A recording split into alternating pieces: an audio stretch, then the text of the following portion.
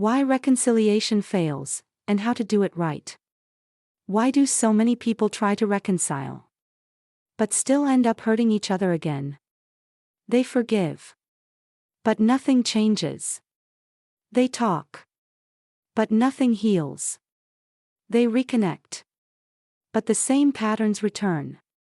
So the question is not just, should we reconcile? The real question is, are we doing it the right way? In part 1, we explored God's heart for reconciliation. How He restores relationships and calls us to do the same. But now we need to go deeper. Because reconciliation is not just spiritual. It is also practical. If you don't understand the process, you can desire healing and still create more damage. So in this teaching, we're going to break it down clearly. Why reconciliation fails. What must be in place before it works. And how to rebuild relationships the right way. Section 1, Why reconciliation fails. Let's start here. Why does reconciliation often fail? Not because people don't care, but because they skip necessary steps. There are 3 major reasons. 1. People rush the process. They want peace quickly. They want things to go back to normal. But healing is not instant. The Bible shows that restoration is often a process, not an event. Even after Peter denied Jesus, restoration took time, conversation, and intentional rebuilding. 2. People focus on emotions, not transformation.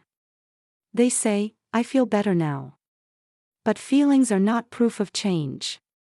Real reconciliation requires new patterns, new responses, new behavior.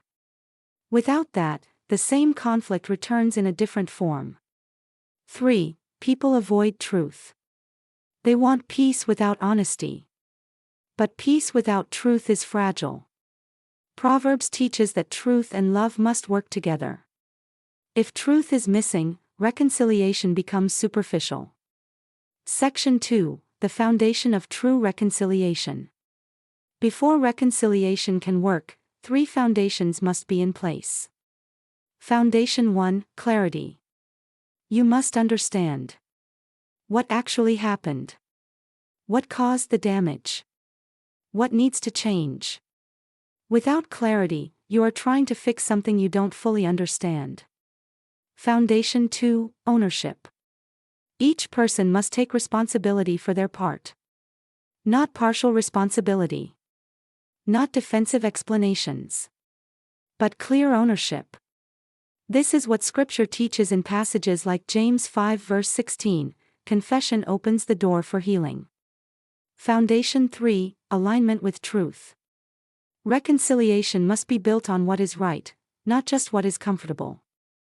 That means addressing wrong behavior, setting healthy expectations, agreeing on a better way forward. Section 3, The Structure of Healthy Reconciliation. Now let's get practical. If reconciliation is going to succeed, it must follow a structure. Think of it like rebuilding something that was broken. You don't just cover the damage, you rebuild correctly. Here are 4 key stages. Stage 1, Honest conversation. This is where truth is spoken clearly. Not to attack, but to bring understanding. Healthy communication includes listening without interruption, speaking without exaggeration, focusing on facts, not assumptions. Stage 2, Emotional processing. People must be allowed to express hurt, disappointment, confusion. If emotions are ignored, they don't disappear, they resurface later. Stage 3, Agreement on change. This is where many people fail. They apologize, but never define what will be different. Reconciliation requires clear changes in behavior, clear expectations, clear boundaries. Without this, nothing truly improves. Stage 4, consistent action. Change is proven over time. Not through words, but through repeated actions. This is where trust begins to rebuild. Section 4, Discernment, when reconciliation is not wise. Now we need to address something important. Not every situation should lead to full restoration of closeness. This is where discernment is necessary. There are situations where the person is not willing to change. The pattern is harmful. The environment is unsafe. In such cases, you can forgive without restoring the same level of access. This is not lack of love. It is wisdom. Even in Scripture, we see boundaries being applied when necessary. Reconciliation must never ignore wisdom. Section 5, Your role in the process.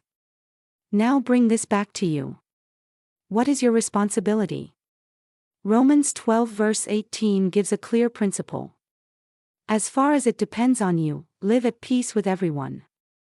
That means you pursue peace. You act with integrity.